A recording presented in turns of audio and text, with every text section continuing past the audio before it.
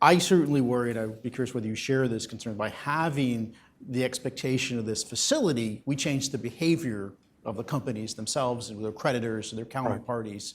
And is that a concern that we need to? You see, I think that goes right to the heart of it. And this is what David and I have talked about more than once.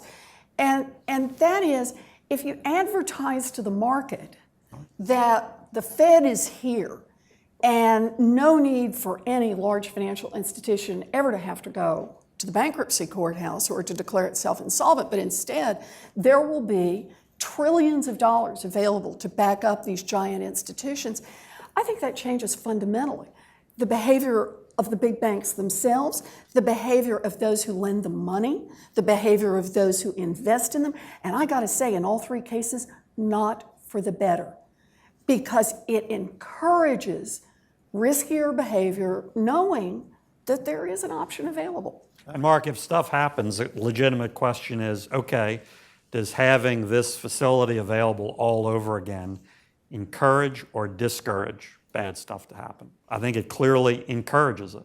And that's exactly those are the dynamics we're trying to change. There's been study after study after study that says, number one, too big to fail is alive and well. Number two, it gives mega banks a market advantage, a lower cost of capital, other market advantages that are simply unfair in the market and onerous to competitor institutions. So we want to change that dynamic of stuff happening.